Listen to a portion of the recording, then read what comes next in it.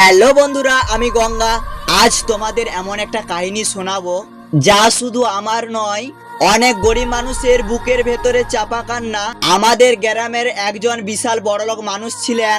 তার দোতলা পাকার বাড়ি আর একটা গুদাম ছিল, আর অনেক জমি জায়গা আর দোকান ছিল।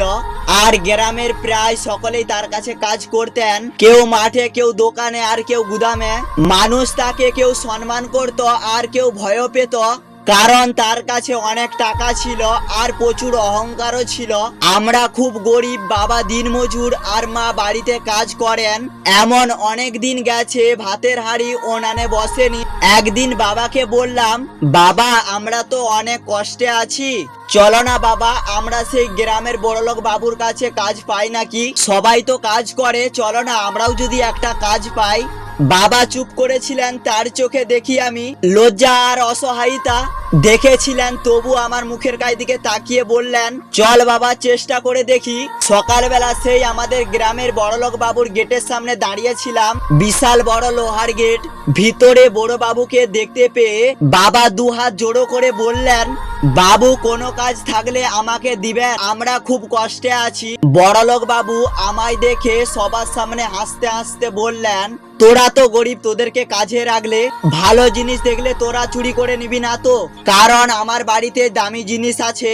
আমার আবার গরিবদেরকে ভরসা নেই। সেই কথাগুলো যেন গেঁথে গেল বুকের ভেতর কাঁটার মতো। আমি মাথা নিচু করে দাঁড়িয়েছিলাম, বাবার কাপা হাতটা আমি শক্ত করে ধরলাম। বাবার চোখে জল এসে গিয়েছিল।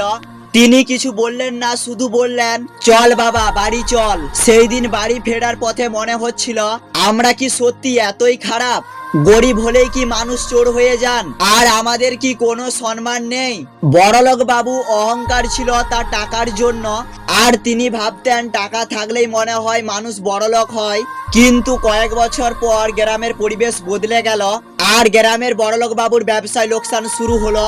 আর ভুল লোকের ওপর ভরসা করে অনেক টাকা হারালেন। যাদের তিনি এক সময় আপন করতেন তারা এক এক করে কাজ ছেড়ে দিলেন। একদিন খবর এলো বড়লোক বাবুর গেটের সামনে প্রচুর মানুষ জমায়েত হলো।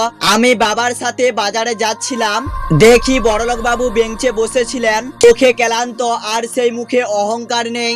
বাবাকে দেখে তিনি বললেন, ভাই ভুল করেছি, গরিব বলে সেই দিন তোমাকে ছোট করা ঠিক ছিল না। হ্যালো বন্ধুরা, আমি গঙ্গা।